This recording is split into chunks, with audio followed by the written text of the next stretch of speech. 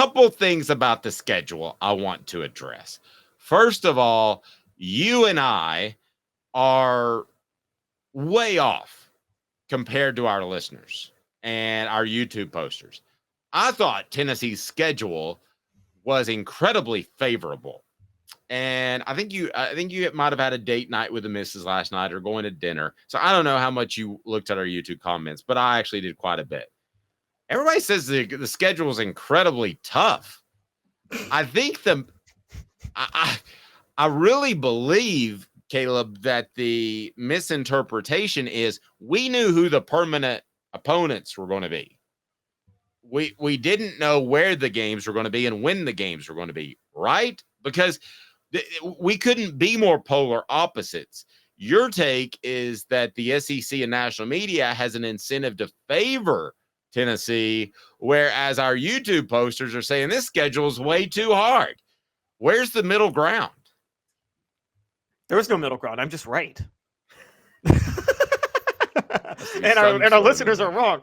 I love our listeners. I love you guys. Y'all are just not accurate in your assessment on this. Guys, there is an incentive. Now, this was not always the case, but just like SEC bias was not always the case, but it's real now, but SEC bias is earned and deserved. They deserve the bias they get. Tennessee bias is not a thing. It hasn't happened in the past. It's happening in the future. It is happening in the future. And the reason it is happening in the future is because Tennessee everybody knows this, is going to be one of the most fun teams to watch in football over the next few years. And Dave, you have constantly, you have impressed this upon me multiple times, and I agree.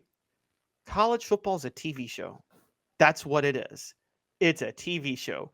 And what is a better TV show than an offense that drops 60 points, before brunch on a Tuesday, and a quarterback like Nico Iamaleava that can throw for 300 yards in a half?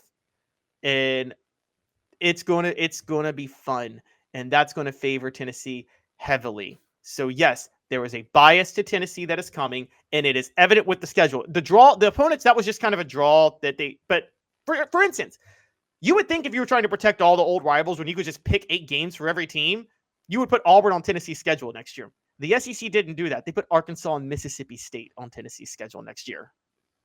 Okay. Dylan says schedule isn't tough, but it's not easy either. Florida and Bama back-to-back stinks, regardless of how down Florida is. I think here are my thoughts on the middle ground, Caleb.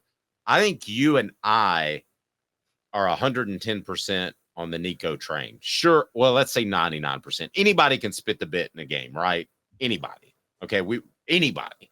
But yes, I don't think it's him based off what I've heard. And we have some inside information that you're not going to hear from anywhere else. I've heard he's just fantastic. And that's why I push for him to play during the season. So I think the reason that you and I think the schedule is very favorable is that Tennessee is going to be considerably better next year. So I look at a trip to Oklahoma as a very winnable game, whereas some people might look at a trip to Oklahoma as an incredibly tough venture. I don't think it's incredibly tough when they get B+ to A+ quarterback play. I don't think it would have been tough last year if Cooper May's healthy and you have B+ to A+ quarterback play. Yeah, and here's where the big difference is going to be. It's not even going to be on the deep passes. It's going to be on two things. It's going to be on the pocket awareness with Nico, and the other part, those back shoulder throws over the middle, many of them were dropped this year. They won't be dropped next year. Because even though they may not be the most accurate, Nico will actually have the right touch on the ball, so the receivers will catch them. Don't give me this if you can touch it, you can catch it BS, okay? You throw it 100 miles an hour behind someone's shoulder over the middle, it's almost impossible to catch. I don't care how good of a receiver you are. And Nico is going to has much better touch. This is the thing where, me and you are both very high on Nico. And if we're high on Nico, you don't think insiders with the SEC and the networks know about it too? And know what they're about to see with Nico? You know that do they not schedule things banking on stuff like this all the time, Dave? No, and I'll say this too. Let's remember this. Tennessee was the cat's meow in 2022, right? They were the number one team in the nation for a week. The media loved them. And you're going to have ESPN affiliated with Tennessee as well. And we could talk about the numbers another time, Caleb, but I still think the promotional tool that ESPN can be for Alabama, Georgia, Tennessee can be huge. So if you're ESPN and you're going into this, why they want Tennessee to be good, here's the reason: because you've got a given in Alabama, Georgia, right? You've got a given in Texas. They're going to be popular. Who else is the given? Whether or not they're propping Tennessee up or Tennessee deserves the pub that they're going to get from ESPN, they're going to get a lot of publicity from ESPN. So is Oklahoma. I think they're in that second tier of how big are they going to be? How good are they going to be? Oklahoma is in that second tier. After that, you get I think LSU's in that second tier. Those are the programs you're going to want to promote, right? Yes, they're going to promote LSU to first tier next year because if Jaden Daniels comes back, they got a Heisman winner at quarterback. Agreed. So that's going to be promoting LSU next year. But you're right. Alabama and Georgia are givens. Texas, just by nature of being Texas, which, by the way, that's why I said yesterday, they coddled Texas with the schedule. The SEC has a vested interest in Texas being good. Isn't it good for the networks, Dave, if Texas is good? Just like in baseball, isn't it good if the Yankees are in the playoffs? Don't you want the Celtics and the Lakers in the playoffs in the NBA? Yes. You want Texas in the race for the SEC title in college football. The SEC needs Texas to be good. And by the way, don't think the SEC is not working with ESPN, the network, to determine the schedule to favor certain teams because of what will be best for TV. And you're right. Oklahoma, I think Oklahoma might fall to third tier next year. And I think, again, the networks know that. If you and I know that Brent Venables isn't a good long-term fit, the networks know it too. And I think they know that they're in trouble. So now I think it comes down to what you and I think about Nico is why we look at that schedule. And again, I'm getting this from people that are practice, so I'm not throwing stuff out there to get you hyped up. If Nico comes out and spits the bit next year, I'll be the first to tell you I was wrong. But I'm hearing that he's not just kind of good; he's really, really, really good. And these are people that have seen Hendon Hooker as well. Rocky Top VFL says Nico is a taller version of Bryce Young, but better. Well, I think Bryce Young was a pretty special player, so I'm not willing to go that far yet. I will tell you this, that he throws on the run and makes things happen in practice like Bryce Young and keeps his eyes downfield. So that stuck out to me on the message board as an interesting comparison, because we try to make all these comparisons, and 9 times out of 10, the lazy way out is to do what, Caleb? It's to make a comparison based off race a lot of times, especially the NBA.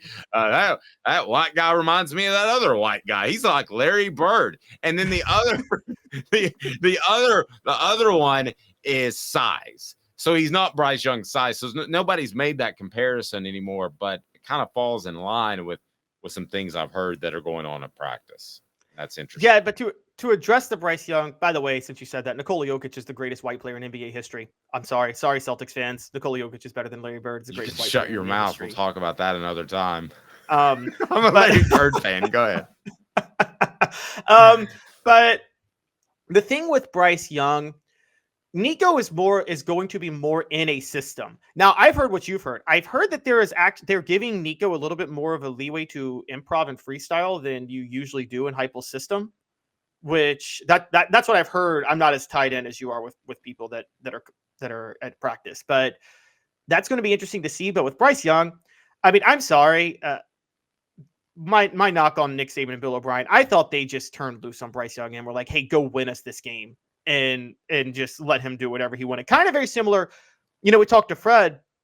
Fred felt that the coaches did that to Peyton Manning in the early part of the 97 season when they didn't have a running game yet, which was why they lost to Florida. And I have gone back and watched that game. They did really just turn Peyton loose to the Wolves, didn't they? And say, go win us this game at Florida and by yourself. Well, I think they did that with Bryce Young because the skill position players for Alabama and Alabama standards and a championship standards were down in his first year, right? Or last year? Last year, yes. Well, I think it was because, and this happens sometimes, I think Bryce Young was so good the skill position players didn't step up their game the way they needed to because they felt they could fall back on Bryce Young. And Okay, here's another thing from Dylan. I don't know why we got off on comparing Nico to Bryce Young, but I like it. There's a video on YouTube of Nico's head coach who also coached Bryce saying he's going to be a top pick and he has a higher ceiling than Bryce. I agree with that. Nico's being taller does help. I'm still rooting for Bryce Young in the NFL. I know he's he's struggling his rookie season, but I love that guy. I got to be honest with you. I do too. And the thing I really loved about him is how bright he was, because his first year as a starter, he was more intent on throwing it downfield than he was ever running, almost to a fault. But I would rather Nico come out next year. If you're a Tennessee fan, I think you'd rather him keep his eyes downfield, extending plays, as opposed to taking off and running. That's the way Bryce Young was. I think based off what I've been told about Nico's presence, that's the way he'll be. Now, eventually you want him to be a runner too and have that threat, but I got no problem if he errs on the side of keeping your eyes downfield, right? None whatsoever. And and guess what? What's the most fun thing to watch in football? The deep ball. What does the SEC know Tennessee is going to have a lot of next year? Deep balls. So what's the SEC going to do? Put Tennessee on primetime as much as possible because people are going to want to see this. It is a show. And by the way, me and you have said it yesterday. It's disappointing if Tennessee doesn't win 10 games. But if Tennessee's 9-3 and has like an amazing offense, I'm just going to tell you this right now. If Tennessee's 9-3 and they're in that like 11-13 range for the college football playoff, they're going to get the nod. They're going to get the favorable treatment from the committee because it's a TV show. And who doesn't want to see that offense in the playoff? No, I agree with that completely. I got zero arguments with that. As far as Nico being a top pick, yeah, I mean, at this point, I think things would have to go incredibly south for him not to be a top flight NFL prospect. And I've talked to a scout that said he's incredibly talented, and there were comparisons at the time: who's better, him or Arch Manning?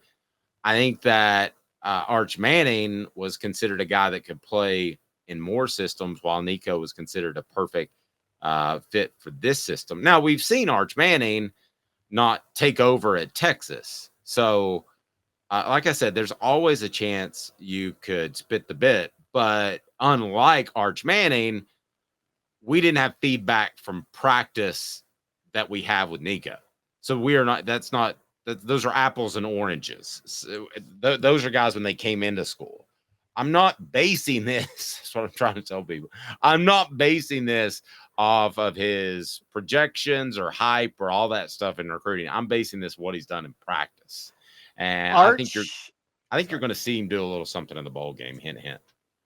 You may say this is even unfair to Nico because you're not that high on him and you covered him a little bit more. But I'm going to say, so it's not an exact comparison, but the Arch Nico comparison is funny because it's kind of to me like the modern day Peyton Manning, Danny Warfel comparison, where Peyton Manning was better, but Danny Warfel was better in college when they were peers because Danny Warfel was such a perfect fit for the Steve Spurrier system where he threw for 600 yards and 6 touchdowns every game.